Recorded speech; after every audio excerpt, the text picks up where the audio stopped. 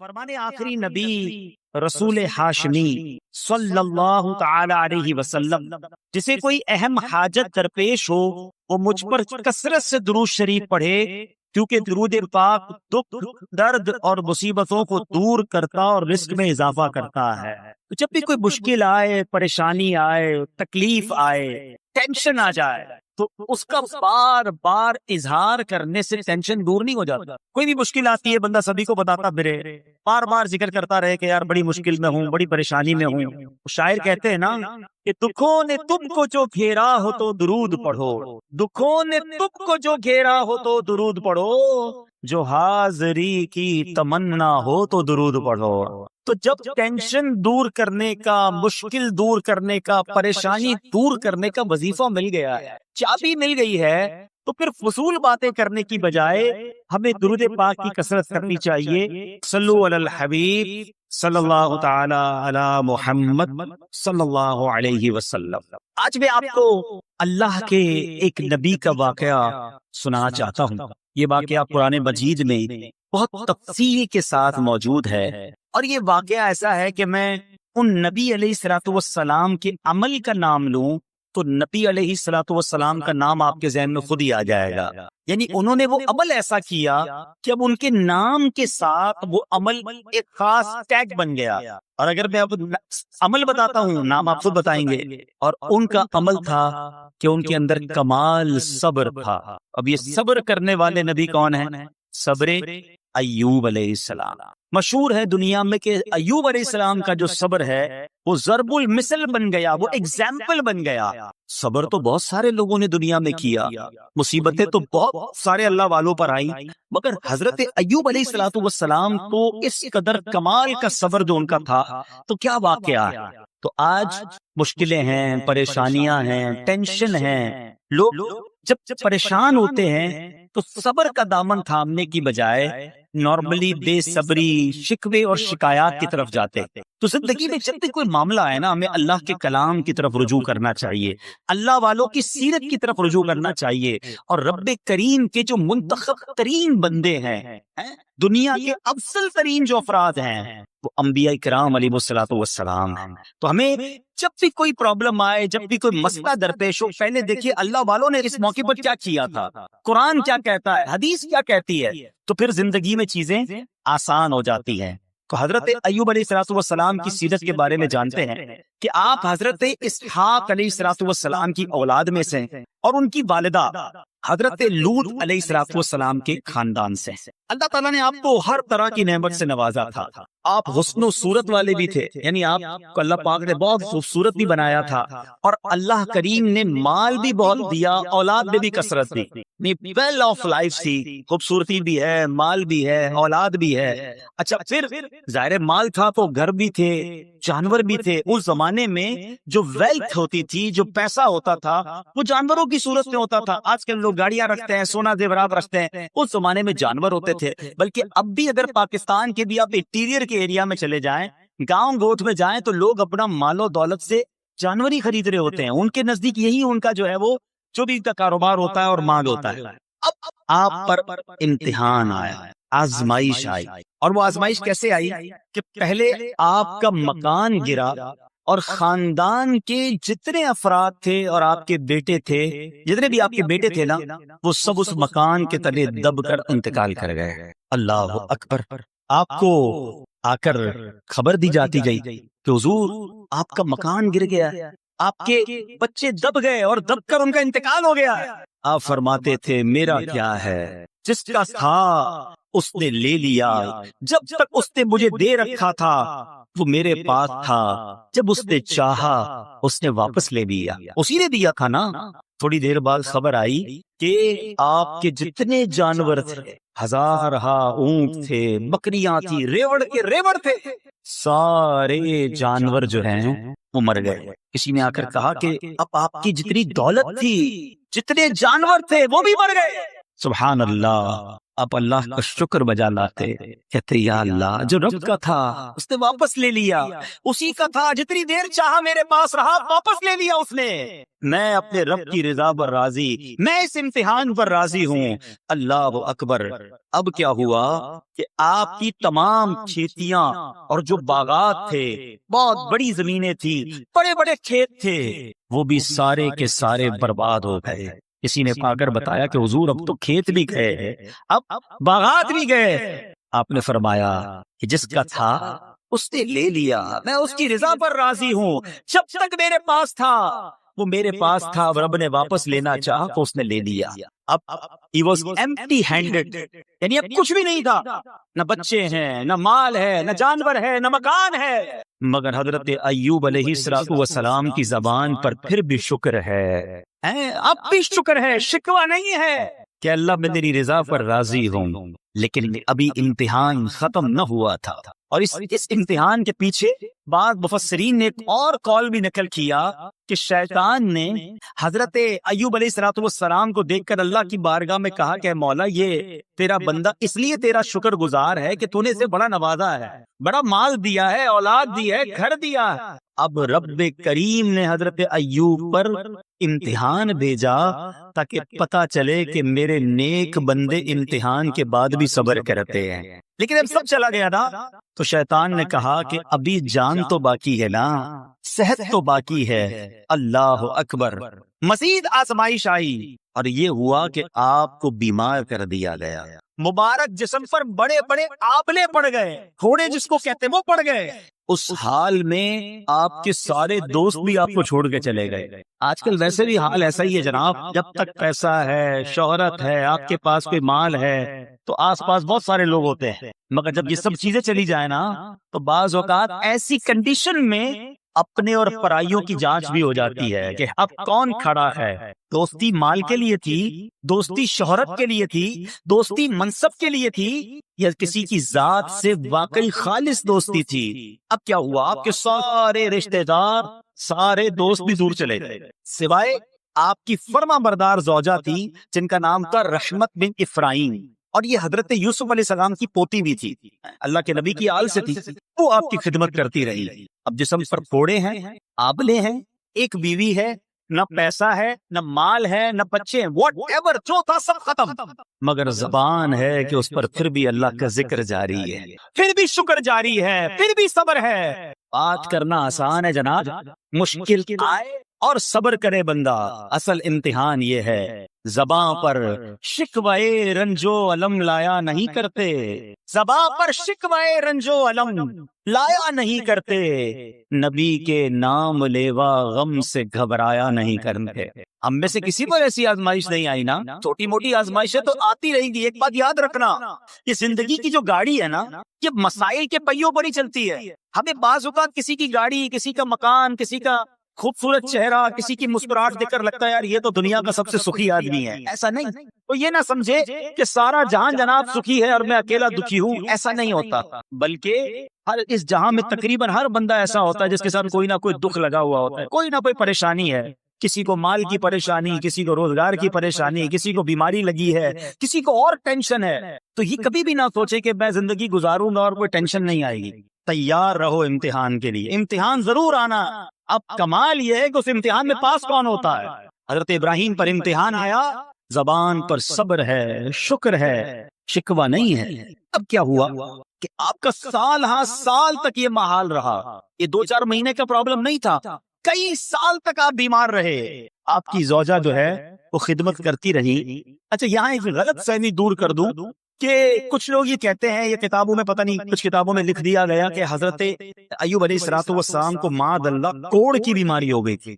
ایسا بالکل نہیں تھا، کوڑ کی بیماری نہیں ہوئی تھی، بلکہ نہ کوڑ ہوا نہ جزام ہوا، آپ کو جسم پر تھوڑے پھنسیاں جن کو کہتے ہیں آبلے نکل آئے تھے، کیونکہ کوڑ کی بیماری وہ ہوتی ہے کہ جس سے لوگ نفرت یا حقارت کرتے ہیں۔ اللہ کے کسی بھی نبی کو کبھی بھی کوئی ایسی بیماری نہیں ہوئی جس کی وجہ سے لوگ اس سے حقارت یا نفرت کریں یا دور بھاگیں، کیونکہ اللہ نے ان نفوس قدسیہ کو، ان نیک بندوں کو، ان منتخب شخصیات کو لوگوں کی ہدایت کے لیے بھیجا ہے۔ ان کو کبھی کوئی ایسی چیز نہیں ہوئی کہ جس سے لوگ گھن کھا کر دور بھاگیں، تو یہ بالکل غلط ہے۔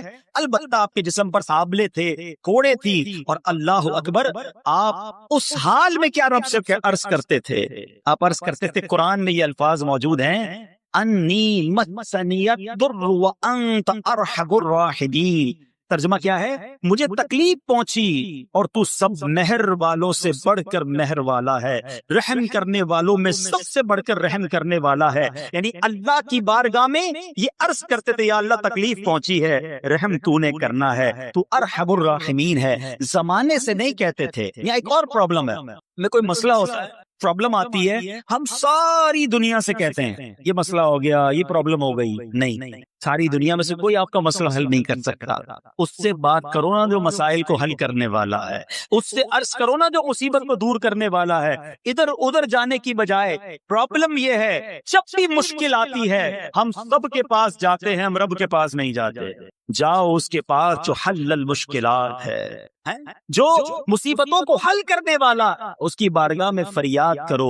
وہ شاعر کتنی پیاری بات لکھتے ہیں نا، یہ بہت سارے لوگوں کے لیے درس ہے جو اپنی پرابلمز کے لیے دنیا والوں کے پاس جاتے ہیں۔ ارے اگر پکارنا ہے تو اللہ کی بارگاہ میں پکارو، التجا کرنی ہے تو اللہ کے حبیب سے عرض کرو نا۔ شاعر لکھتے ہیں، کسی کا احسان کیوں اٹھائیں، کسی کو حالات کیوں بتائیں، کسی کا احسان کیوں اٹھائیں، کسی کو حالات کیوں بتائیں، تمہیں سے مانگیں گے تم ہی دو گے، تمہارے در سے ہی لو لگی ہے۔ پڑھیے، الصلاۃ والسلام علیک یا رسول اللہ وعلی آلک واصحابک یا حبیب اللہ، الصلاۃ والسلام علیک یا نبی اللہ وعلی آلک واصحابک یا نور اللہ۔ درود پاک پڑھنے کے بے شمار فضائل و برکات ہیں۔ من صلی علی او سأل لی الوسیلۃ حقت علیہ شفاعتی یوم القیامہ۔ میرے آقا فرماتے ہیں، جس نے مجھ پر درود شریف پڑھا، اللہ پاک کی بارگاہ میں میرے لیے وسیلے کی دعا کیا، قیامت کے دن اس پر میری شفاعت ثابت ہو گئی۔ تو درود پاک پڑھنا یہ شفاعت مصطفیٰ صلی اللہ علیہ وسلم حاصل کرنے کا بڑا پیارا طریقہ ہے۔ اتنا ہو سکے اس دن ہم نے کثرت سے درود پاک پڑھنا ہے۔ صلو علی الحبیب صلی اللہ تعالی علی محمد صلی اللہ علیہ وسلم۔ Address Islamic address, this is the very crucial night, بہت زیادہ نازک رات ہے۔ اس رات کتنی مغفرت ہو، کتنے لوگ بخشے جائیں۔ پیارے آقا فرماتے ہیں، جبریل امین میرے پاس آئے اور آ کر عرض کی کہ حضور آج 15 شعبان کی رات ہے، اللہ تعالیٰ اتنے لوگوں کو جہنم سے آزاد فرمائے گا جتنے قبیلہ بنی کلب کی بکریوں کے بالوں کی تعداد ہے۔ What is the meaning of that؟ میں اور آپ تو اپنے سر کے بال کاؤنٹ نہیں کر سکتے، ایک گوٹ کے، ہم ایک بکری کے بال کاؤنٹ نہیں کر سکتے۔ قبیلہ بنی کلب تو سب سے زیادہ بکریاں پالا کرتا تھا۔ اٹ مینز ملینز بلینز لوگ آج کی رات بخشے جائیں گے۔ مگر اس رات بھی کچھ لوگ ایسے ہیں جن پر اللہ تعالیٰ نظر رحمت نہیں فرمائے، شرک کرنے والی اس رات کو نہیں بخشے جائیں گے۔ پھر فرمایا، جو احادیث کا مجموعہ ہے، ماں باپ کو ستانے والا، ماں باپ کا نافرمان، شراب کا عادی نہیں بخشا جائے۔ خدا را ان چیزوں سے توبہ کرو۔ پتہ ہے شب برات کو شب برات کی کہتے ہیں، یہ بری ہونے کی رات ہے، یہ مغفرت کی رات ہے۔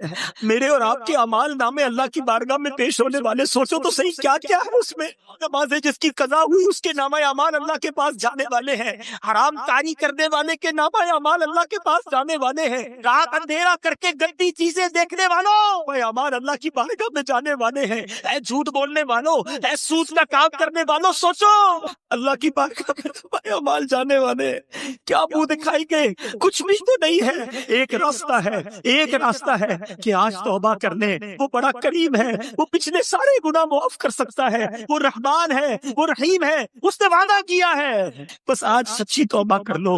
آؤ اپنے رب سے عرض کرتے ہیں، اے مولا بندے تیرے ہیں، خطا کار ہیں، مالک ہو گئے گناہ، ہمیں معاف کر دے۔ اے اللہ اللہ کمزور ہے، ہم سے ہو گئے گناہ، اے اللہ ہمیں معاف کر دے، آئندہ نہیں کریں گے گناہ، تجھ سے وعدہ کرتے مولا تو ہمیں معاف کر دے۔ اے اللہ ہم تیرے بندے ہیں، اگر تو نے معاف نہ کیا تو کس کے در پر جائیں گے؟ تیرے سوا کون ہے مولا؟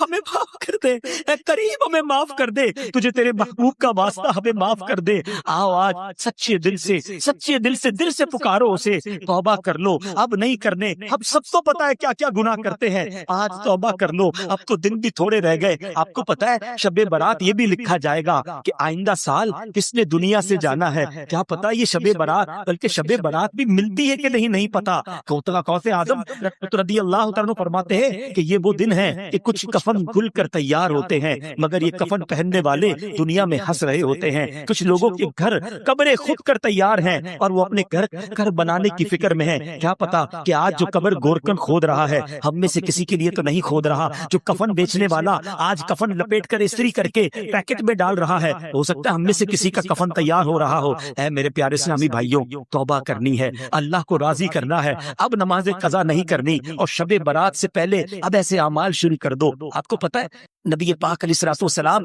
شعبان میں کثرت سے روزے رکھا کرتے۔ پوچھا گیا حضور آپ شعبان میں اتنے روزے کیوں رکھتے ہیں؟ فرمایا اس میں ایک رات ہے جس رات اللہ کی بارگاہ میں اعمال نامے پیش ہوتے ہیں، میں چاہتا ہوں جب میرے اعمال نامے پیش ہوں میں روزے سے ہوں۔ وہ تو اللہ کے حبیب ہے، ان کا یہ عالم ہے، اور ہم ہیں کہ ہمارے اندر فرق ہی کوئی نہیں آیا کہ شب برات آنے والی ہے، شعبان آ گیا ہے، اب نفلی روزے، اب تلاوت قرآن، اب درود پاک، کثرت سے نمازیں، خدارا اس کی عادت بنائیے، اور پھر خاص جب شب برات آ جائے تو 14 شعبان کا روزہ رکھنا ہے۔ پوری دنیا میں دعوت اسلامی والوں کی، عاشقان رسول کی مساجد میں یہ اہتمام ہوتا ہے، 6 نوافل پڑھیں، اور رات اجتماع میں عبادت میں صلاۃ و تسبیح میں گزاریں، اور اس کے بعد 15 شعبان کا روزہ رکھیں تاکہ نامہ اعمال کا آخری دن بھی روزہ ہو جائے، نامہ اعمال کا پہلا دن بھی روزہ ہو جائے۔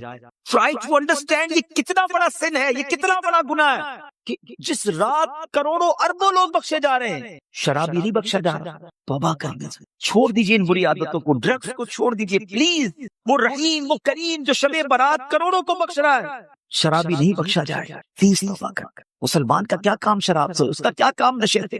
آپ ایک بار اور یاد رکھیں، جو نشہ کرنے والے ہیں نا، جو ڈرگز یوز کرتے ہیں، ٹرائی ٹو انڈرسٹینڈ جس اسٹیج میں، جس عالم میں روایتوں میں مضمون ملتا ہے کسی کا انتقال ہوگا نا، اسی عالم میں قیامت کے دن اٹھایا جائے گا۔ کبھی سوچا آپ اگر نشہ کیا، ڈرگز یوز کی، وائن پینے والے جو نشے میں گھومتے رہتے ہیں، جھومتے رہتے ہیں، اگر اسی حالت میں انتقال ہو گیا، آج رات تو یہ لکھا جائے گا نا کہ اگلے اس سال میں کس کا انتقال ہونا ہے، کیا پتا ہمارا وقت قریب آ گیا، اور اگر نشے میں مر گئے کیا جواب دیں؟ اللہ کی بارگاہ میں نشے میں پیش ہو؟ نہیں میرے میٹھے اسلام کیا، ہم تو چاہتے ہیں نا کہ میں سو جاؤں یا مصطفیٰ کہتے کہتے، کھلے آنکھ صلی اللہ کہتے کہتے، ہماری زبان پر تو کلمہ ہو، درود ہو، اے کاش تلاوت کرتے کرتے موت آئے، درود پڑھتے پڑھتے۔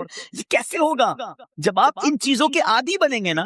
جو شراب کا عادی ہو تو اس کا بہت زیادہ چانس ہے کہ وہ نشے میں مر جائے، تو خدا را اس سے آج رات توبہ کر لے۔ اللہ بڑا کریم ہے، ابھی رات کمپلیٹ نہیں ہوئی ہے، صبح تک یہ رحمت جاری ہے، معافی مانگ لیجیے، سجدے میں سر جھکائیے۔ ماں باپ کو اگر ستایا ہے، if your parents are not happy with you, please ان کے پاس جائیے اور معافی، ان کے پیر پکڑ لیجیے۔ ماں باپ راضی تو رب راضی، ماں باپ ناراض تو رب ناراض، ان کو ناراض نہ کرنا۔ اور اس حدیث سے کیا سیکھنے کو ملا کہ جو کٹ آف ٹائز کرتے ہیں، جو اپنی فیملی کے ساتھ رشتہ داری قطع کر دیتے ہیں، منقطع کر دیتے ہیں، ہم ان کے پاس نہیں جائیں گے، ہم ان کے گھر نہیں جائیں گے، ہم فلاں رشتہ دار کے پاس نہیں جائیں گے، نہ کرو ایسا۔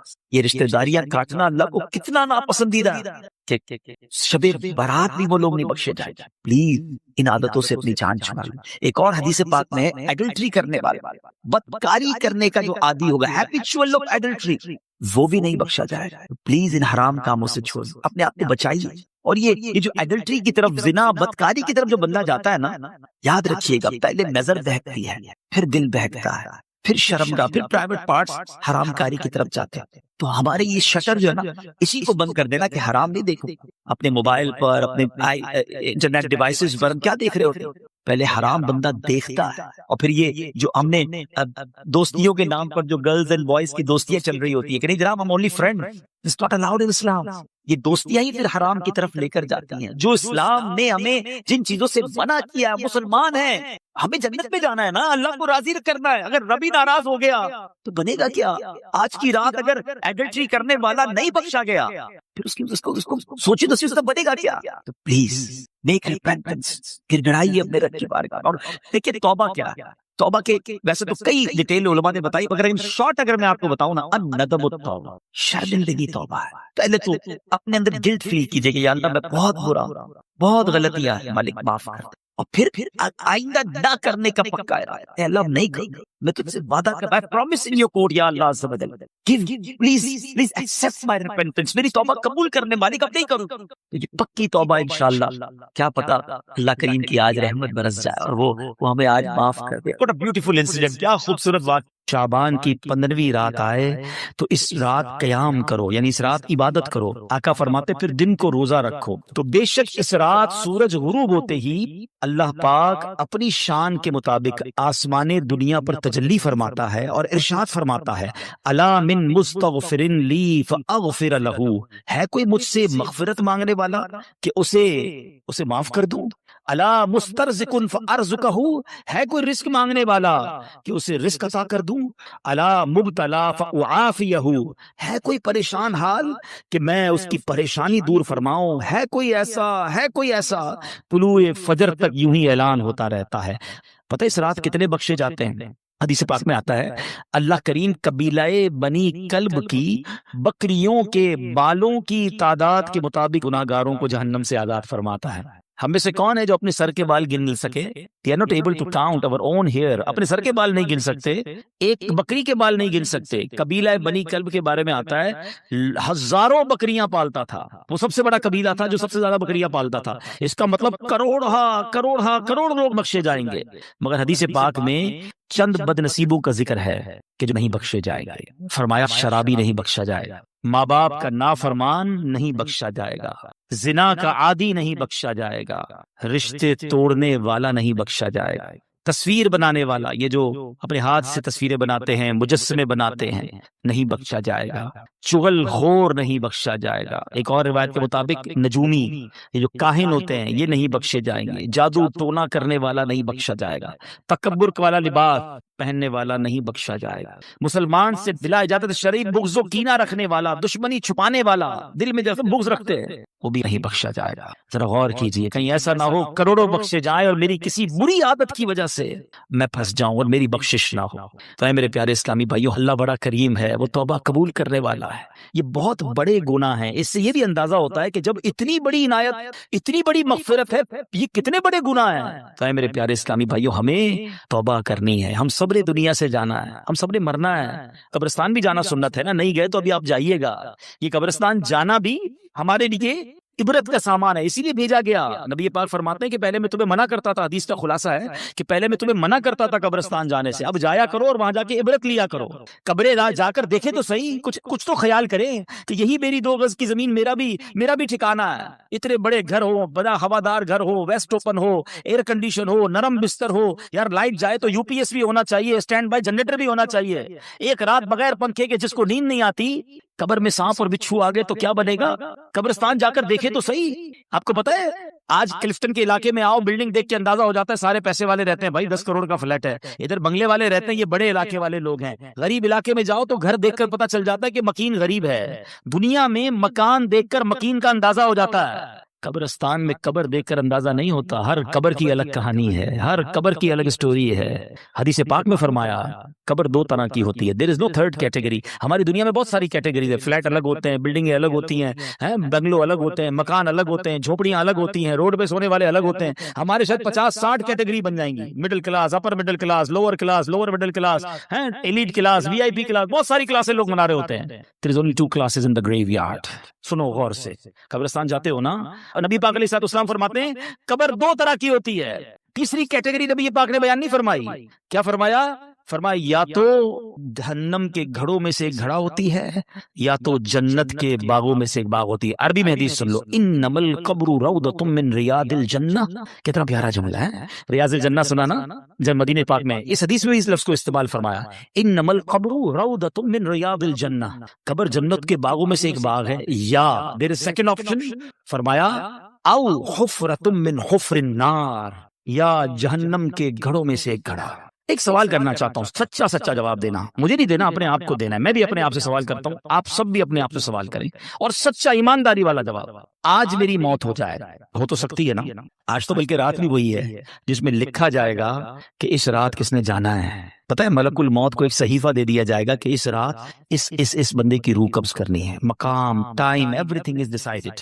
ہمیں نہیں پتا, ہو سکتا ہے آج رات آخری ہو, کل آخری ہو, چلے آج میرا انتقال ہو گیا. سچا جواب دینا, گھمانا پھرا. اللہ کی بارگاہ میں کوئی کسی کو گھما پھرا نہیں سکتا, ہم اپنے آپ کو گھما سکتے ہیں, ادھر نہیں. وہاں تو بات ساری کلیئر ہے نا, دودھ کا دودھ, پانی کا پانی.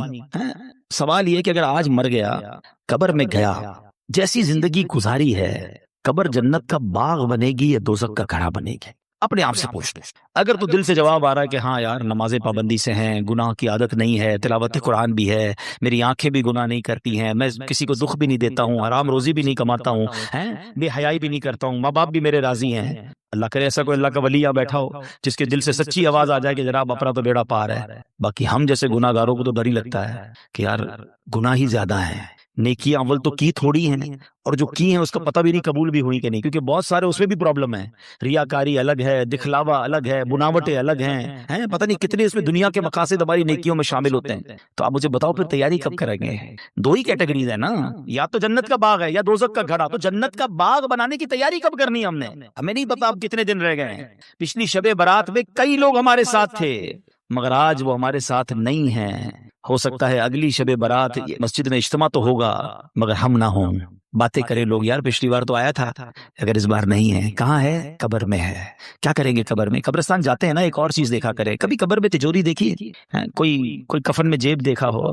نہ تجوری ہے نہ جیب ہے. جس مال کو جمع کرنے کے لیے دن رات ایک کر دیا, وہ تو جانا ہی نہیں قبر میں. تو جو قبر میں جائے گا وہ کیا جائے گا, یہ سمجھنا ضروری ہے.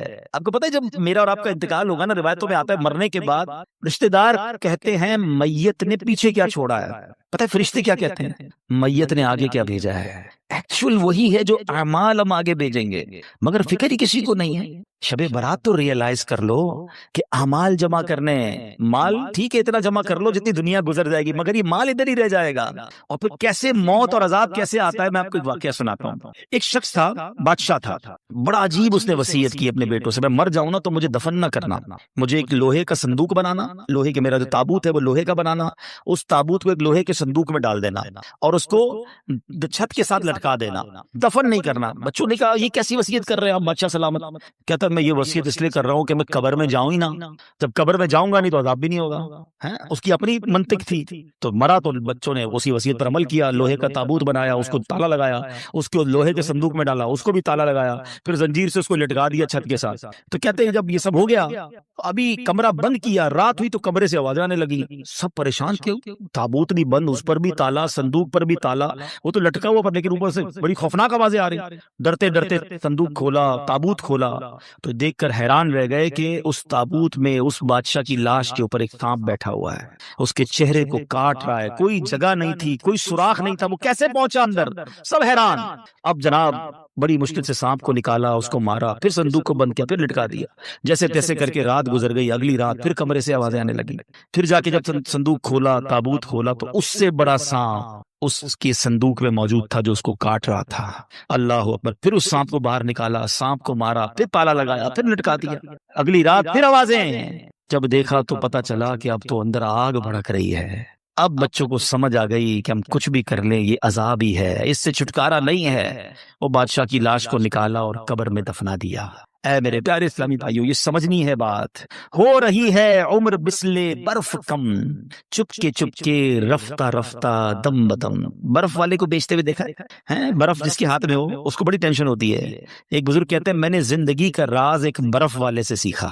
ایک برف والا تھا, اب تو برف کم بکتی ہے, مگر پہلے آج سے کچھ سال پہلے تو بڑی بکتی تھی, رمضانوں میں اب بھی بکتی ہوگی. تو وہ کیا کہتا ہے, اے وہ لوگوں اس پر رحم کرو جس کا سرمایہ پگھل رہا ہے, جلدی خرید لو ورنہ کیا ہوگا, پگھل جائے گا. کہتے میں نے جملہ سنا مجھے بات سمجھ آ گئی کہ میری زندگی بھی تو یہی ہے نا.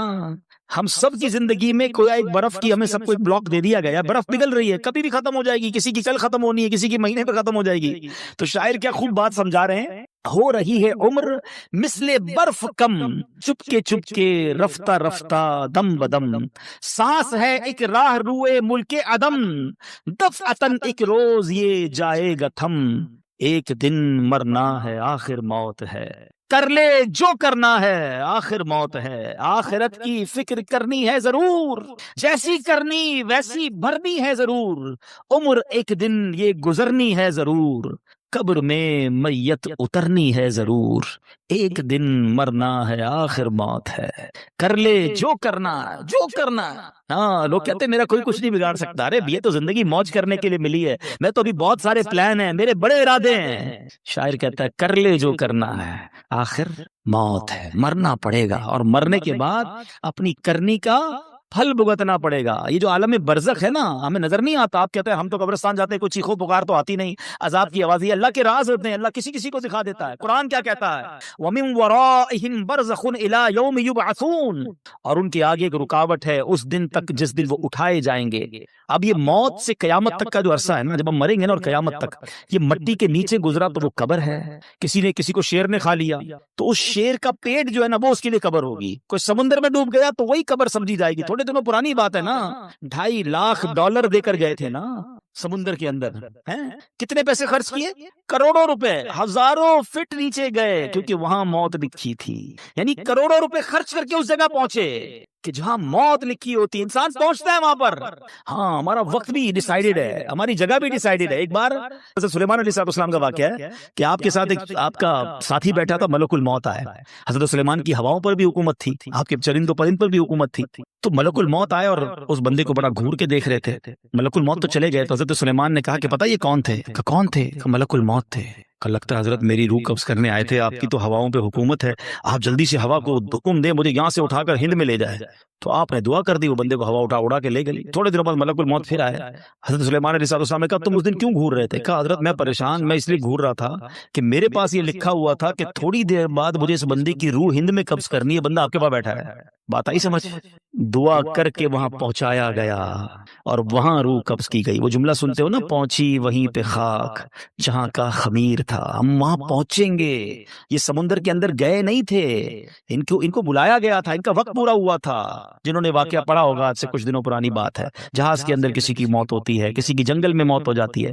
ہم اللہ سے دعا کرتے ہیں میں عافیت والی موت دینا. اللہ ڈوبنے والی, پھٹنے والی, جانوروں کے ذریعے پرخچے اڑنے والی, بم دھماکے والی موت نہیں. اے اللہ میں ایمان والی, عافیت والی, ہمارے مقدر میں مدینے والی موت لکھ دے. اے اللہ جب آخری وقت آئے ہم مدینے پہنچ جائیں, آقا کے جلووں میں, آقا کے قدموں میں, روضہ رسول کو دیکھتے ہوئے, درود پاک پڑھتے ہوئے, عشق رسول میں روتے ہوئے ہمارا دن نکل جائے. نجم کی اے خدا آرزو ہے یہی, عاشق زار کی آبرو ہے یہی, موت کے وقت سر ان کے قدموں میں ہو, دید ہوتی رہے دم نکلتا, دید ہوتی رہے دم نکلتا رہے. اللہ کرے ایسا کرم ہو جائے کہ بس ہم مدینے میں ہمارا انتقال ہو. مگر مرنا تو ہے نا, ہم کیوں نہیں سوچتے, کیوں تیاری نہیں کر رہے, کس بات کا انتظار ہے؟ یہ قبرستان جانا, یہ جنازے اٹھنا. اچھا آپ کو پتہ ہے بہت اہم بات میں آپ نے کرنے جا رہا ہوں, یہ جو جنازہ ہے نا, ہم تو دنیا سے چلے گئے نا, جب بندہ دنیا سے چلا جاتا ہے تو قبر میں جا کے تو فرشتے آتے ہیں نا, تو مرنے کے بعد یہ سارے کام بھی فرشتے کر لیتے, غسل, کفن, دفن, اللہ کی طرف سے فرشتے آتے اٹھا کے لے جاتے بندے. یہ سارا کام پبلک سے کیوں کروایا گیا؟ کبھی سوچا آپ نے؟ بھائی سوال جواب بھی فرشتے کریں گے, عذاب بھی فرشتے دیں گے, نعمتیں بھی قبر میں فرشتے دیں گے, لیکن یہ جو قبر سے پہلے کے معاملات یہ ہمارے ہاتھ میں کیوں دیے گئے؟ یہ پریکٹیکلی پبلک کو دکھایا جانا ہے کہ دیکھو غسل ہو رہا ہے, دیکھو کفن ہو رہا ہے, یہ تمہاری حقیقت ہے. دیکھو یہ میت اب اپنا ہاتھ بھی نہیں اٹھا سکتی, اپنے آپ کے اوپر مکھی بیٹھے وہ بھی نہیں اڑا سکتی, اور پھر یہ قبر میں ڈالا جا رہا ہے, پھر قبر کو بند کیا جا رہا ہے, ایک سوراخ بھی نہیں چھوڑنے دیتے. ہم آواز لگاتے ہیں بھائی ذرا ادھر بھی پتھر لگاؤ, سوراخ ہو گیا نظر آ رہا ہے. کبھی سوچا میں بھی قبر میں جاؤں گا, میرا ہی دوست کہے گا بھائی یہ تھوڑا سا سوراخ بھی بند کر دو, کسی کو یہ خیال نہیں آئے گا میرا اکیلے کیا بنے گا. ہم کیوں نہیں سوچتے یہ سب میرے ساتھ ہونا؟ یہ پریکٹیکلی غسل, کفن, دفن کروانے کی ایک حکمت بھی ہے. اور یاد رکھو کفن پہنانا آسان ہے، کفن پہننا آسان نہیں ہے۔ میت کو غسل دینا آسان ہے، مگر جس میت کو غسل دیا جا رہا ہے اس پہ سوچو کیا بیتتی ہوگی۔ قبر میں اتارنا آسان ہے، قبر میں اترنا آسان نہیں ہے، مگر ہمیں بھی اترنا پڑے گا۔ کاش یہ بات سمجھ آ جائے اور ہم گناہوں سے توبہ کر لیں، ورنہ انسان کہتا ہے بعد میں کر لوں گا توبہ، ابھی ٹائم ہے یار۔ مولانا صاحب باتیں بڑی اچھی کر رہے ہیں، ابھی بھی شیطان کسی کے کان میں بات کر رہا ہوگا یہ مولانا صاحب باتیں بڑی اچھی کر رہے ہیں، لیکن ابھی تو یار جوان ہوں بھائی، بوڑھا ہو کے میں بھی اللہ اللہ کروں گا۔ یہ بھی مولوی صاحب جو باتیں کر رہے ہیں 50 سال کے ہو گئے نا، میں بھی 50 سال کا ہوں گا تو اللہ اللہ کر لوں گا۔ تو چلے بھائی آپ کے پاس اگر گارنٹی ہے مجھے بتا دیں کہ آپ 50 سال تک جیئیں گے؟ ہے کوئی یہاں ایسا جس کے پاس 1 سال زندہ رہنے کی گارنٹی ہو؟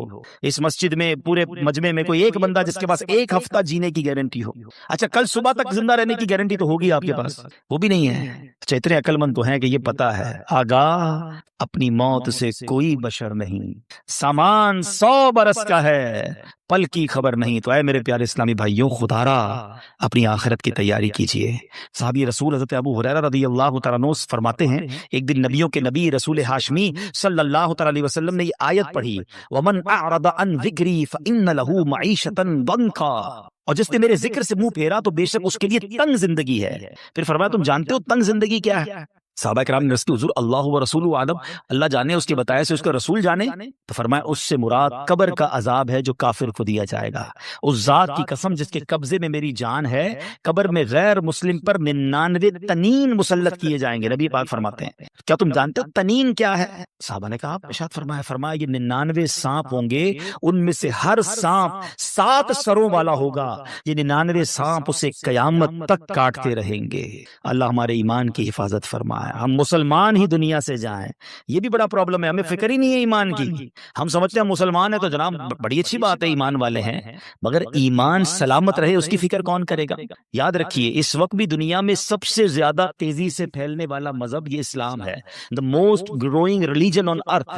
کائنات میں سب سے تیزی سے لوگ مسلمان ہو رہے ہیں، لیکن یہ ون وے ٹریفک نہیں ہے۔ جس طرح لوگ مسلمان ہو رہے ہیں معاذ اللہ، اس طرح کوئی ایمان سے بھی خارج ہو سکتا ہے۔ ہمیں دعا کرنی ہے اللہ ہمارا ایمان سلامت رکھے۔ ہم کیا دعا کریں؟ ہمارے نبی پاک دعا فرمایا کرتے، ہماری تو اوقات ہی کوئی نہیں نا۔ جن کے صدقے ایمان ملا ہے وہ دعا کرتے، یا مقلب القلوب ثبت قلبی علی دینک، اے دلوں کو پھیرنے والے میرے دل کو اپنے دین پر ثابت قدمی عطا فرما۔ کون دعا کر رہا ہے؟ اللہ کے نبی۔ ہم میں سے کسی نے دعا کی؟ ہم کبھی ٹینشن میں آئے؟ میری گاڑی، ابھی کسی کی گاڑی باہر کھڑی ہوگی اس کو ٹینشن ہوگی یار نئی گاڑی لی ہے کہیں اسکریچ نہ لگ جائے، قیمتی موبائل جیب میں ہو تو اور تھوڑی دیر بعد ہاتھ لگاتے ہیں ہاں یار پڑا ہوا ابھی تک نکلا نہیں ہے، اتنی ٹینشن ہے تمہیں اپنے پیسوں والی چیزوں کی۔ سب سے قیمتی چیز ایمان ہے، کبھی اس کی ٹینشن لی کہ اللہ میرا ایمان سلامت رہے، میرا ایمان چھن نہ جائے، میں مرتے وقت مسلمان مروں؟ ہے برے دوستوں میں بیٹھ رہے ہیں، ایمان چھن جانے کے بڑے اسباب ہیں۔ شرابیوں کے ساتھ بیٹھتے ہیں، جواریوں کے ساتھ بیٹھتے ہیں، بے حیا لوگوں کے ساتھ بیٹھتے ہیں، الٹی سیدھی باتیں کرنے والوں کے ساتھ بیٹھتے ہیں، یہ نحوست ہے، ایمان چھن جانے کا ڈر ہے۔ جو گناہوں کا عادی ہوتا ہے اس سے ایمان چھن جاتا ہے، پتہ نہیں کیسی کیسی باتیں ان کی زبان سے نکل رہی ہوتی ہیں، اللہ رسول کا مذاق، جنت و دوزخ کا مذاق، کامیڈین بنائے ہوئے لوگوں نے، آپ تو ویوز کے چکر میں پتہ نہیں کیا کیا بول رہے ہوتے ہیں، ہمیں بڑے اچھے لگتے ہیں۔ نہ بیٹھو ان کی صحبتوں میں، ہے نا۔ مجھے ایک بات بتائیں، ابھی 4 سال پہلے کووڈ آیا تھا نا، کووڈ نے سکھایا نا سوشل ڈسٹینس، نہیں یار یہ چھینک رہا ہے اسے دور رہو بھائی، اس نے ماسک پہنا ضرور کچھ ہوگا، اتنا ڈر گئے تھے۔ تمہیں ایک بیماری کی وجہ سے دور رہنا سمجھ آ گیا، جہاں رب کی لعنت برس رہی ہے ان لوگوں سے دور رہنا سمجھنا آیا۔ آج پتہ ہے کیا کہتے ہیں؟ کہتے ہیں میں شراب نہیں پیتا، دوست شراب پیتے میں تو بیٹھتا ہوں، وہ جوا کھیلتے ہیں مجھے پتا ہے لیکن میں بیٹھتا ہوں، وہ بری باتیں کرتے ہیں میں نہیں کرتا، میں بیٹھ کیوں بیٹھتے ہو بھائی؟ آپ کو پتہ ہے جہاں رب کی طرف سے لعنت برس رہی ہے ادھر بیٹھے ہوئے ہو، کیا مجھ پر عذاب الہی نہیں آ جائے گا؟ کیوں سمجھ نہیں آتی ہے 2 اور 4 والی باتیں؟ کسی بلڈنگ میں آگ لگ جائے، اس بلڈنگ میں رہتے ہیں ہم، یار نیچے آگ لگی ہے نا اوپر تو نہیں لگی، پوری بلڈنگ خالی ہو جاتی ہے، آگ جہنم کی آگ لگی ہوئی، آپ ادھر بیٹھے ہوئے ہیں۔ اور ایک بار اور یاد رکھ لیں کہ جتنی برائیاں ہیں نا، بڑے ینگسٹر مجھے سن رہے ہیں، میرا یہ دعویٰ ہے آپ جا کے چیک کر لو، کسی شرابی، کسی جواری، کسی چور، کسی ڈاکو، کسی بھی برے کام کرنے والے سے ایک بار پوچھ لو کہ بھائی یہ عادت کدھر سے ملی ہے۔ ایک بندہ نہیں کہے گا کہ امی نے سکھائی تھی، ابو نے سکھائی تھی، ابو نے کہا بیٹا آج تیری برتھ ڈے تو یہ تیرے کو چرس کا سگریٹ دے رہا ہوں، کسی کی ابو امی نے نہیں پلایا تھا، کدھر سے آئی ساری عادتیں؟ بتاؤ نا، برے دوستوں سے ہی آئی نا۔ اس کا مطلب 2 اور 2 4 والی بات ہے کہ بری صحبت ہی بندے کو برا بناتی ہے۔ ہم بری صحبت چھوڑنے کے لیے تیار ہی نہیں ہے، ہم نے تو دوست بھی وہ بنائے کہ نماز پڑھے تو مذاق اڑاتے ہیں ہمارا، اور مولوی بن گیا کدھر جا رہا ہے بھائی، ٹھیک ہے جمعہ پڑھ لیتا ہے بہت ہے، ہمیں وہی دوست اچھے لگتے ہیں۔ کیوں بچائی مجھے وہ دوست چاہیے کیوں؟ ہم کیوں نہیں سمجھ رہے یہ بات؟ ہم خود اپنے پیر پہ کلاڑی مار رہے ہیں برے لوگوں میں بیٹھ کر۔ ہمیں اگر واقعی نیک بننا ہے تو ہمیں نیک لوگوں کی صحبت اپنانی ہوگی. Simple is that. اچھی صحبت میں آئے, آپ کو اچھائی کرنے کا دل لگنا لگ گیا, آپ کا ذکر اللہ کا دل چاہ رہا ہے, آپ کا درود پاک پڑھنے کا دل چاہ رہا ہے, یہ اچھی صحبت کی برکت ہے. بالکل پریکٹیکلی فارمولا آ گیا نا. تو پلیز آج کچھ ڈیسائیڈ کرو یار, آج کچھ طے کرو. اگر دیکھیں آپ نے وہ 6 گناہگار 7 گناہگار سنے, شراب کا عادی نہیں بخشا جائے گا. اگر میرا کوئی اللہ نہ کرے کوئی بھائی ایسا بیٹھا ہے مجھے سن رہا ہے, شراب کی عادت ہے, سدھارا توبہ کر لو. یہ کتنا بڑا گناہ ہے کہ سب برات بھی نہیں بخشے جائیں گے. لیکن اگر شرابی نہیں بیٹھا نا کوئی یہاں پر, شرابی کا دوست بیٹھا ہوگا, ایسی پارٹیوں میں جانے والا تو ضرور بیٹھا ہوگا. میں کیا کروں, دوست پیتے ہیں, کیا کریں شادیوں, آج کل سنا شادیوں میں کولڈ ڈرنک کی طرح شراب پی جاتی ہے. اچھا صرف شراب نہیں, طرح طرح کے نشے چل رہے ہیں, ڈرگس چل رہے ہیں. میں نہیں کرتا, دوست کرتے, نہ جائیں, آپ پھر مبتلا ہو جائیں گے. نہیں بھی مبتلا ہوں گے تو ان پر جو لعنت برس رہی ہے, دیکھیں نا یہ کتنے بڑے مجرم ہیں کہ شب برات نہیں بخشے جائیں گے. پھر زنا کا عادی نہیں بخشا جائے گا. کتنا عام ہو گیا یہ بدکاری, اتنا آسان ہو گیا معاذ اللہ. اچھا لوگ کہتے ہیں پاکستان میں ذرا جاننے والے فلاں ملک چلتے ہیں, فلاں ملک چلتے ہیں, کیا کیوں جاتے ہیں بیرون ملک؟ لیکن آپ سوچئے, آپ اکیلے کسی ملک چلے بھی گئے, آپ نے اپنی پسند کا گناہ کر بھی لیا, رب تو دیکھ رہا ہے نا, اس کو کیا جواب دو گے؟ اور یہ کتنا بڑا گناہ ہے کہ آج زنا کا عادی نہیں بخشا جائے گا. خدا را توبہ کر لے. یہ پہلے آنکھ بہکتی ہے, یاد رکھیے گا. یہ جو موبائل فون ہمارے ہاتھ میں ہے نا, یہ جنت میں بھی لے جا سکتا ہے, یہ جہنم میں بھی لے جا سکتا ہے. اسی موبائل فون سے وہ کچھ دیکھ رہے ہیں کہ پہلے آنکھ بہکتی ہے, پھر دل بہکتا ہے, پھر شرمگاہ بہکتی ہے. توبہ کریں. ایسی بے حیا دوستوں میں, بے حیا لڑکیوں سے دوستیاں, ان سے فون پہ بات چیت ساری رات. کیا کر رہے ہیں بھائی, کیوں اپنی زندگی کو برباد کر رہے ہیں؟ اللہ کو کیا جواب؟ سب بخشے جائیں گے, کہیں ہم نہ رہ جائیں ان چیزوں سے. اچھا یہ پتہ کیوں؟ کیونکہ صحبت ہی وہی ہے نا. ہم بیٹھتے ہی ادھر گرل فرینڈ بوائے فرینڈ کی باتیں ہوتی ہے, جدھر ذکر ہی یہ ہو رہا ہوتا ہے. اب مجھے ایک بات بتائیں, رائٹ ناؤ کسی کے ذہن میں اس طرح کی بے حیائی کا خیال آ رہا ہے؟ کیوں نہیں آ رہا؟ آپ اچھی صحبت میں بیٹھے. دس از دا فارمولا. اگر آپ چاہتے ہیں, ہم کہتے ہیں یار میں کیسے بچوں گناہوں سے, actually this is the formula کہ آپ اپنی صحبتیں اچھی کر لیں. اچھے لوگوں میں بیٹھیں گے تو خوف خدا دل میں آئے گا, گناہ سے دور ہونے کا جی چاہے گا. پھر کون سا گناہگار نہیں بخشا جائے گا؟ ماں باپ کا نافرمان. یہ کتنی بڑھ گیا یہ پرابلم. کتنا ماں باپ کے سامنے زبان چلاتے ہیں آج کا نوجوان, ہیں ماں باپ کو ڈانٹتے ہیں. وہ دن دور ہو گئے کہ ماں باپ بچوں کو ڈانٹیں, بچے شاؤٹ کر رہے ہیں ماں باپ پر. بلکہ یہ حال ہو گیا کہ ماں باپ ڈر رہے ہیں, اپنے بچوں سے بات کرنے میں ڈر رہے ہیں کہ یار بچے کو سمجھاؤں گا تو مجھ سے لڑے گا, بیٹی کو سمجھاؤں گی تو ماں کہتی بیٹی مجھ پہ چیخے گی. تو پھر اس اولاد پر کہ جس سے ماں باپ ڈر رہے ہیں. یاد رکھو حدیث پاک میں آتا ہے, جس سے اس کے ماں باپ راضی اس سے اس کا رب راضی, جس سے اس کے ماں باپ ناراض اس سے اس کا رب ناراض. تم سے ساری دنیا راضی ہے, میرے دوست راضی, میرے رشتہ دار, میرے سارے ذرا محلے والے راضی, اور ماں باپ ناراض بیٹھے, برباد ہو جاؤ گے, مارے جاؤ گے. دیکھیں نا کتنا بڑا گناہ ہے کہ شب برات سب بخشے جائیں گے, ماں باپ کا نافرمان نہیں بخشا جائے گا. اپنے ماں باپ کو راضی کریں, ان کی رسپیکٹ کریں. خدا کی قسم اس سے بڑا خوش نصیب کون ہے کہ شب برات بھی ہے اور تمہاری ماں تمہارے پاس ہے, تمہارا والد تمہارے پاس ہے. ارے تمہارے تو وارے نہارے ہو گئے آج کی رات. تمہاری ماں تمہارے لیے دعا کر دے, پھر چاہیے کیا تم کو؟ آج کی رات تمہارا باپ تمہارے پاس ہے, جاؤ نا اس سے دعا کرواؤ, پوچھو ان سے جن کے چلے گئے ماں باپ. قبرستان جانا پڑتا ہے ان سے بات کرنے کے لیے. یاد رکھنا میرے بھائیوں, میرے بچوں, جن کے ماں باپ ہے نا, جب چلے جائیں گے نا پھر تمہیں پتا چلے گا یہ کیا ہستیاں ہیں. 2 موقع پر تو ماں باپ بڑے یاد آتے ہیں. جب زندگی میں بندہ کچھ حاصل کرتا ہے نا, کوئی نیا گھر لے لے, کوئی گاڑی لے لے, کوئی ترقی ہو جائے, کوئی اچھا کام ہو جائے نا, پھر ماں بڑی یاد آتی ہے. کاش ماں ہوتی نا, دیکھتی تو کتنا خوش ہوتی ہے. والد ہوتا تو کتنا خوش ہوتا کہ آج اللہ نے مجھے اتنی ترقی دے دی ہے. وہ شعر ہے نا, دولت کا ہے انبار مگر تیری کمی ہے. پھر بڑی یاد آتی ہے ماں اور والد کے, یار آج اللہ نے کدھر پہنچا دیا, مگر ماں ہی نہیں ہے. جو دعائیں دینے والی تھی وہ والد ہی نہیں ہے, جس کی وجہ سے ادھر پہنچا اس کو بتا ہی نہیں پا رہا. ہر خوشی میں ماں باپ یاد آتے ہیں. اور ایک دوسرا موقع ہوتا ہے جب کوئی بڑا غم آ جائے نا, کوئی بڑی پریشانی آ جائے, کوئی بڑا مرحلہ آ جائے, پھر بڑے یاد آتے ہیں کہ کاش ماں ہوتی نا, اس کے قدموں میں سر رکھتا, وہ دعا کرتی, میری مشکل حل ہو جاتی. اب ماں ہے ہی نہیں, کس سے دعا کراؤ. والد ہوتا نا تو سر پہ ہاتھ رکھ کے کہتا, بے شک بوڑھا تھا مگر وہ ایک جملہ کہتا تھا, دل کو ٹھنڈ پڑ جاتی تھی کہ بیٹا گھبرا نہیں, میں ہوں. مگر اب نہ وہ سر پہ سایہ ہے, نہ وہ دعاؤں کا دروازہ ہے. اور آج ہے تمہارے پاس تو قدر نہیں کرتے ہو, ان کے پاس بیٹھتے نہیں ہو. ماں کہتی بیٹا ٹائم دو, ماں ٹائم نہیں ہے میرے پاس, اب وہ میرے پاس ٹائم نہیں, میں جا رہا ہوں دوستوں میں. وہ کام کہتے منع کر دیتے ہو.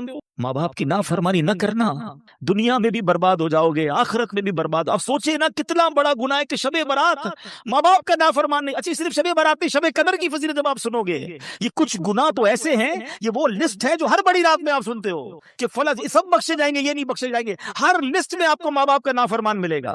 اتنا بڑا گناہ ہے, لیکن ماں باپ کو راضی نہیں کرتے. خدا را ایسا نہ کرو. چلے جاؤ ان کے پاس، ان کے پیر چومو، ان کے ہاتھ چومو، ان سے معافی مانگو، ان کو کہو کہ مجھے معاف کر دو، مجھ سے راضی رہنا۔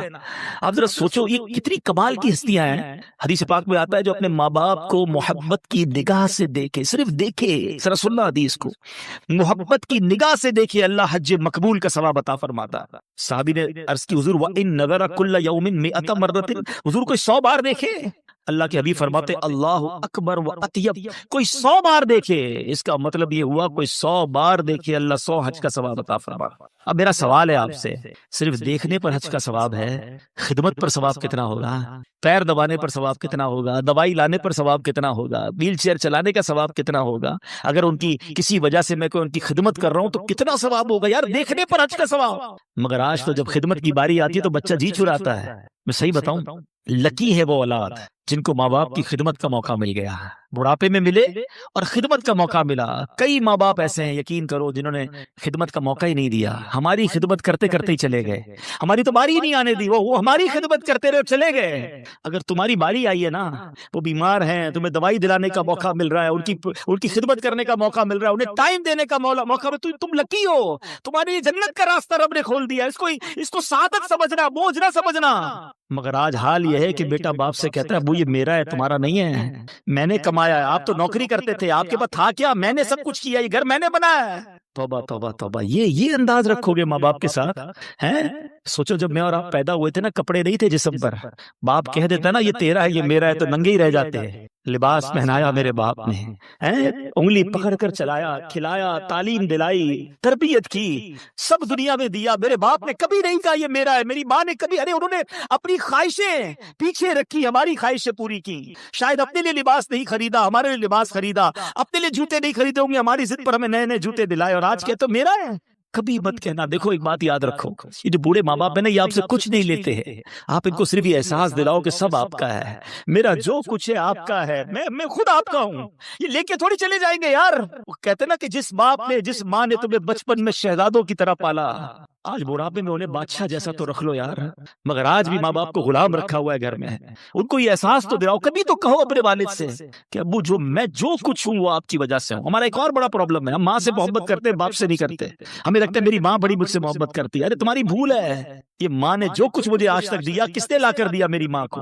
جو کچھ مجھے آج تک ملا ہے وہ میرے والد کی برکت سے۔ وہ کہتا نہیں ہے باپ یہ گاڑی کے 2 پہیے، اچھا والد کی اہمیت کا اندازہ جب ہوتا ہے جب ہم خود والد بنتے ہیں، پھر سمجھ آتی ہے یار بچے کو جب روکتے ہمارا ابو صحیح روکتے تھے ہمیں، یہ میاں بیوی کی انڈرسٹینڈنگ ہوتی ہے کہ میں پیار کروں گی، آپ ڈانٹیے گا، آپ ذرا سختی رکھیے گا۔ ہمیں لگتا ہے ابو ہم سے سختی کرتے ہیں، اب ہم سے پیار نہیں کرتے۔ ارے سب سے زیادہ پیار ہی تمہارا تم سے باپ کرتا ہے، یہ دنیا کا واحد رشتہ ہے، یاد رکھنا پیارے اسلامی بھائیوں۔ کوئی دنیا میں یہ نہیں چاہتا کہ مجھے، آپ جاننا چاہیں گے میرے آقا علیہ الصلوۃ والسلام کے لیے نفلی روزوں کے لیے پسندیدہ مہینہ کون سا تھا؟ آئیے میں بتاتا ہوں۔ نبی پاک صلی اللہ تعالی وسلم حضرت سیدنا عبداللہ بن ابی قیس رضی اللہ تعالیٰ عنہ سے مروی ہے کہ انہوں نے ام المومنین سیدتنا عائشہ صدیقہ رضی اللہ تعالی عنہا کو فرماتے سنا، میرے سرتاج صاحب معراج صلی اللہ تعالی علیہ وسلم کا پسندیدہ مہینہ شعبان المعظم تھا کہ اس میں روزے رکھا کرتے، پھر اسے رمضان سے ملا دیتے۔ اے میرے بیچ اسلامی بھائیوں، حضرت سیدنا اسامہ بن زید رضی اللہ تعالیٰ عنہ فرماتے ہیں، میں نے عرض کی یا رسول اللہ صلی اللہ تعالیٰ علیہ وسلم، میں دیکھتا ہوں جس طرح آپ صلی اللہ تعالیٰ علیہ وسلم شعبان میں روزے رکھتے ہیں، اس طرح کسی بھی مہینے میں نہیں رکھتے۔ فرمایا رجب اور رمضان کے بیچ میں یہ مہینہ ہے، لوگ اس سے غافل ہیں، اس میں لوگوں کے اعمال اللہ رب العالمین کی طرف اٹھائے جاتے ہیں، اور مجھے یہ محبوب ہے کہ میرا عمل اس حال میں اٹھایا جائے کہ میں روزہ دار ہوں۔ اے میرے بیچ اسلامی بھائیوں، ہم سب کے لیے بھی کیسا میسج ہے، شب برات اسی مہینے میں ہے، ہمارے اعمال بارگاہ الہی میں پیش ہوں گے، ہمیں بھی اس مہینے میں خوب عبادتیں کرنی ہیں۔ گویا نامہ اعمال کے اس سال کے آخری صفحات ماہ شعبان المعظم کے شروع کے دنوں میں ہیں، خوب عبادتیں کیجئے، روزے رکھیے، نمازیں پڑھیے۔ صحابہ کرام علیہم رضوان فرماتے ہیں کہ جہاں اللہ کے حبیب علیہ الصلوۃ والسلام پر درود پڑھا جاتا ہے، وہاں سے ایک ایسی خوشبو نکلتی ہے جس کو فرشتے آسمانوں پر محسوس کرتے ہیں۔ نارملی جب ہم خوشبو لگاتے ہیں یا خوشبو خریدنے جاتے ہیں تو دل میں تمنا ہوتی ہے، ہم اس کو کہتے ہیں ایسی خوشبو دو ذرا دور تک جائے، یہ لانگ لاسٹنگ ہو، مگر یہ کیسی خوشبو ہے کہ بندہ زمین پر درود پڑھے آسمان تک اس کی خوشبو جاتی ہے۔ اور اس کی بڑی لاجیکلی وجہ بھی ہے، یہ ذکر کس کا ہے، یہ بات کس کی ہے، یہ اس کا ذکر ہے جو خود مہکے آقا ہے. میرے آقا کیسے مہکے ہیں؟ پوچھو بریلی کے تاجدار سے. فرماتے کیا مہکتے ہیں مہکنے والے. بڑے آئے مہکنے والے، بڑے بڑے پرفیوم لگائے، بڑے مہنگے لوگ عطر لگاتے ہیں، مگر امام عشق و محبت کہتے کیا مہکتے ہیں مہکنے والے، بو پہ چلتے ہیں بھٹکنے والے. یعنی آقا کو جب تلاش کرنا ہوتا تھا نا صحابہ کرام کو، آج کل نارملی پہلے زمانے میں بڑا مسئلہ تھا، آج سے 5-7 سال پہلے کہ جناب کدھر آنا ہے، تو کہتے بھائی فلاں جگہ پر آنا، تیسری گلی میں مڑ جانا، اس کے بعد لال رنگ کا کوئی گیٹ نظر آئے تو الٹی گلی میں مڑ جانا. بندہ یہ ڈھونڈتا رہتا تھا. اب تو لوکیشن بھیج دیتے ہیں، بندہ فوراً جگہ پر پہنچ جاتا ہے.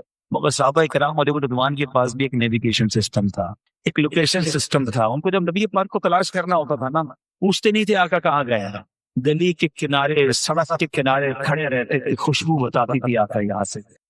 شناخت کیسے ہوتی تھی؟ بریلی کے تاجدار سے پوچھو. وہ فرماتے عنبر زمین، امیر ہوا، مشک تر غبار. کہتے گلی کا حال کیا ہو جاتا تھا کہ زمین عنبر جیسی ہو جاتی، غبار مشک جیسا ہو جاتا، ہوا امیر ہو جاتی. فرماتے عنبر زمین، امیر ہوا، مشک تر غبار، ادنا سی یہ شناخت تیری رہ گزر کی. بلکہ سچی بات بتاؤں، وہ تو 1400 سال پرانی بات تھی نا. آج بھی کسی کو مدینے لے جاؤ، عاشق رسول ہو، دل جو ہے وہ عشق رسول سے بھرا ہوا ہو، آنکھوں پہ پٹی باندھ دو، اسے نہ پتا ہو کہاں لے جا رہے ہو، وہ مدینے میں داخل ہوگا تو بتا دے گا یہ ہوائیں اور ہے. اب تو خوشبو لگاتے پتہ کیوں ہے؟ میرا اور آپ کو خوشبو لگانے کا مقصد کیا ہے؟ کہ میرے اور آپ کے پسینے سے جو بو نکلتی ہے نا، اس سے کسی کو تکلیف نہ ہو، مجھے بھی نہ ہو، کسی اور کو بھی نہ ہو. باڈی اسپرے بندہ کرتا ہے، عطر لگاتا ہے، مگر میرے آقا وہ ہیں جن کا پسینہ مشک سے زیادہ خوشبودار ہے. اچھا کیسا خوشبودار ہے کہ ایک بار صحابی رسول آئے، وہ کہتے ہیں حضور بچی کی شادی ہے اور خوشبو چاہیے. عرب کے لوگ بڑی خوشبو لگاتے ہیں. میں اللہ سے دعا کرتا ہوں رب کریم آپ کو جلدی جلدی مکے مدینے کی حاضری عطا فرمائے. جب وہاں جائیں گے بڑی مہنگی مہنگی عطر کی دکانیں، بڑا مہنگا عطر، وہ خوشبو بڑی شوق سے لگاتا تھا. صحابی رسول سے کہا حضور بچی کی شادی خوشبو چاہیے. پیارے آقا اسراف السلام نے ان کو پیسے نہیں دیے کہ یہ پیسے لو جا کے عطر خرید لو. فرمایا کل آنا، کھلے منہ والی شیشی لے کر آنا، ساتھ ایک لکڑی کا ٹکڑا بھی لانا. وہ صحابی حاضر ہوئے اور کھلے منہ والی شیشی لے کر آ گئے. پیارے آقا علیہ الصلوۃ والسلام نے ان کے سامنے ہی اپنے مبارک ہاتھوں سے پسینہ نکالنا شروع کیا. اچھا پسینہ مبارک نکالا اور اس شیشی کو بھر دیا اور کہا کہ جاؤ اپنی بیٹی کو دے دو جس کی شادی ہونے والی ہے، اس سے کہو کہ جب خوشبو کی ضرورت ہے تو اسے لگائیے. تو صحابی بھی کتنے فرما بردار، کیسے عاشق. یہ نہیں کہتے حضور میں نے خوشبو مانگی آپ تو پسینہ دے رہے، اپنے گھر پہنچ گئے اپنی بیٹی کو دیا. اللہ وہ بیٹی بھی فرما بردار. آج کل تو دلہنوں کی لسٹ ہی ختم نہیں ہوتی. وہ صحابیہ بھی ہیں، آقا کی امتی ہیں، صحابی کی بیٹی ہیں. کہتی مرحبا. جب وہ پسینہ مبارک کو لگانا شروع کیا نا، میں اور آپ خوشبو لگائے تو ایک کمرہ مہک جاتا ہوگا. جب اس صحابیہ نے، اس دلہن نے نبی پاک کا پسینہ لگایا، وہ پورا گھر مدینے میں مہکنے لگ گیا. حدیث کی کتابیں اٹھایا، حدیث کی کتابوں میں اس گھر کو بیت المطیبین، خوشبو والا گھر مشہور ہو گیا، کیونکہ میرے آقا کا پسینہ وہاں استعمال ہوتا ہے. اللہ اکبر. جب میرے آقا ایسا کمال دکھائیں، ایسا معجزہ عطا فرمائیں، پسینے کی ایسی خوشبو عطا فرمائیں، تو قلم رضا کیسے خاموش رہ سکتا ہے. اعلیٰ حضرت کیا خوب بات لکھتے ہیں، فرماتے ہیں واللہ جو مل جائے میرے گل کا پسینہ، واللہ جو مل جائے میری گل کا پسینہ، مانگے نہ کبھی عطر نہ پھر چاہے دلہن پھول، کیوں سر کا قدم ہے تنے سلطان ہے زمن پھول، لب پھول بدن پھول زخم پھول دہن. تو پھر کیوں نہ آقا سے محبت کریں، دنیا داروں کے پیچھے کیوں بھاگیں؟ ہم تو اس سے پیار کرتے ہیں جس کا پسینہ بھی مشک سے زیادہ خوشبودار ہے. تو اگر واقعی کسی سے پیار کرنا ہے، کسی کو فالو کرنا ہے، کسی سے انسپائر ہونا ہے، کسی کا دیوانہ بننا ہے، نبی پاک سے زیادہ با کمال ہستی کوئی نہیں دیا. میں دنیا کے جس حیثیت سے آپ کو محبت ہے نا، دو ہی چیزیں میں بتاتا ہوں، باقی میں نبی پاک کے چہرے کی بات، آنکھوں کی بات، مبارک ہاتھوں کی، مبارک زلفوں کی بات کیا کروں. وہ دو چیزیں جو نارملی انسان کی وہ ہوتی ہیں جس سے دوسرا انسان جن کھاتا ہے، ایک پسینہ اور دوسرا تھوک. کسی کا تھوک بالکل اچھا نہیں لگے گا. ابھی تو پسینے کی بات کی نا، نبی پاک کا پسینہ کیسے. آپ کچھ لوگ آپ بہن کی بات بھی کر لیتے ہیں. ایک شادی حضرت عتبہ بن فرقہ کر دیا اللہ، آپ کی 4 ازواج تھی، 4 بیویاں تھیں. اچھا عرب کے لوگ میں نے بھی بتایا خوشبو بہت لگاتے ہیں، تو وہ بھی اپنے شوہر کے لیے زینت کرتی، خوشبو لگاتی، جائز اچھی بات. مگر وہی بات نوٹ کرتی تھی کہ ہم جتنی مہنگی خوشبو لگا لیں، حضرت عتبہ میں سے جو خوشبو آتی ہے نا وہ ہم سب سے نرالی ہے. اچھا وہ گھر میں تھی تو یہ بھی دیکھتی تھی کہ آپ لوگ خوشبو استعمال بھی نہیں کرتے، نہ دیکھا بھی نہیں کبھی کوئی خوشبو استعمال کرتے، کدھر چھپائی ہوئی ہے وہ خوشبو اور کب استعمال کرتے ہیں؟ چاروں نے میٹنگ کی اور حضرت عتبہ سے کہا کہ حضور ایک بات تو بتائیں، ہم چاروں خوشبو لگاتی ہیں الگ الگ، مگر آپ میں سے جو خوشبو آتی ہے وہ ہم سب سے اچھی ہے۔ اچھا کبھی خوشبو لگاتے دیکھا نہیں، خوشبو چھپائی کدھر ہے؟ اب فرماتے میں تو کوئی خوشبو استعمال نہیں کرتا، خوشبو استعمال ہی نہیں کرتے، کھانا خوشبو کیسے آتی ہے؟ اب بات یہ ہے کہ ایک بار میرے جسم پر آبلے پڑ گئے، اسکن ڈیزیز، جلدی بیماری، اللہ اکبر، صحابہ کا عقیدہ دیکھو، جب بھی کوئی پرابلم ہوتی کہیں اور نہیں جاتے، نبی پاک کے در پہ حاضر ہوتے، سب جانتے تھے نا، نہیں سنتا ہی نہیں، مانگنے والا میرا، آقا سے جا کر عرض کرتے حضور جسم پر آبلے پڑ گئے ہیں، نبی پاک علیہ السلام نے بھی کوئی کریم عطا نہیں فرمائی، اسی ڈاکٹر کا پتہ نہیں دیا، فرمایا اتبا اپنا کرتا اتارا، کہتے میں نے کرتا اتارا، میرے آقا نے لعاب دہن نکالا، اپنے میرے جسم پر ملنا شروع کیا، پیارے آقا نے اپنا لعاب دہن مبارک تھوک جو ہے میرے جسم پر ملا۔ حضرت عتبہ کہتے ہیں وہ دن ہے، آج کا دن ہے، بیماری تو چلی گئی، جسم رہ کے ہی جا رہا ہے۔ آئے آئے آئے، ہے کوئی ایسا کائنات میں اس نبی سے پیار نہ کرے تو اس سے پیار کرے کہ دنیا کے حسینوں کے پیچھے کیوں بھاگنا ہے؟ اعلیٰ حضرت امام علیہ السلام فرماتے ہیں نا، وہ خدا نے مرتبہ کچھ کو دیا، نہ کسی کو ملے نہ کسی کو ملا، کہ کلام مجید نے کھائی شہا، تیرے شہروں کلام و بقا کی قسم، تیرا مسجد ناز عرش غری، تیرا محرم راز روح امی، تو ہی سرور ہر دو جہان شہا، تیرا مثل نہیں ہے خدا کی قسم۔ تو آج سارے میرے بھائی نیت کریں کہ انشاءاللہ روزانہ کثرت کے ساتھ درود پاک پڑھیں گے۔ سوچو نا، میں ادھر درود پڑھوں، فرشتوں کو خوشبو جاتی ہے، تو درود پڑھنے والے کی زندگی کیسی مہک جائے گی؟ ادھر انشاءاللہ زندگی بھی مہکے گی، ادھر قبر بھی مہک جائے گی انشاءاللہ۔ تو کثرت سے درود پاک پڑھنے کی نیت کریں، ایک بار محبت کے ساتھ بآواز بلند لاتے ہیں۔ ان سب کے معجزات کا جو مجموعہ ہے، جو ٹوٹل ہے، اللہ نے اپنے آخری نبی جناب رسول اللہ صلی اللہ علیہ وسلم کو عطا فرمایا۔ اچھا پھر صرف یہی نہیں ہے، چند معجزات ایکسٹرا، جس کو کہتے ہیں ایکسپشنل، خصائص کبریٰ جنہیں کہا جاتا ہے، جو کسی اور کو عطا نہیں کیے، وہ صرف نبی پاک صلی اللہ علیہ وسلم کو عطا کی۔ اللہ اکبر۔ اچھا پھر ایک اور مزے کی بات، علماء کہتے ہیں جتنی معجزات ہیں جو میرے آقا کو عطا، مثال کے طور پہ چاند کو دو ٹکڑے کرنا، سورج کو واپس پلٹا دینا، کوئی ٹوٹا ہوا ہاتھ لے کر آتا، دعا میں دھن لگاتے ہاتھ جڑ جاتا، صحابی نکلی ہوئی آنکھ لے کر آتے، نبی پاک دم فرماتے، دعا میں دھن لگاتے، آنکھ واپس رکھتے، پہلے سے زیادہ روشن ہو جاتی، ایک پیالہ دودھ کا ہوتا 70 صحابہ پی لیا کرتے۔ کتنے معجزات میں بیان کرتا چلا جاؤں، بلکہ گنتی نہیں ہو سکتی، مگر علماء بڑی کمال کی بات فرماتے ہیں کہ جتنے معجزات ہیں نا، یہ سارے معجزات سرور کائنات علیہ الصلوۃ والسلام کا جو مقام و مرتبہ ہے نا، اس کے مطابق یہ نارمل ہے۔ ہاں، کیونکہ نبی پاک کی جو شان ہے نا، اب وجہ تخلیق کائنات ہے، یہ نارمل سی بات ہے۔ آقا علیہ الصلوۃ والسلام چاند کے دو ٹکڑے فرماتے ہیں، سورج کو واپس پلٹا ہے، فرماتے صرف دو معجزات ایسے ہیں، یہ تمام معجزات میں دو معجزات ایسے ہیں کہ جو نبی پاک کی شان بیان کرتے ہیں، جو آقا کا کیلیبر ہے، سٹیٹس ہے، مقام ہے بارگاہ الہی میں، اس کے مطابق جو معجزات ہیں وہ دو ہیں جو بتاتے ہیں کہ سرور کائنات علیہ السلام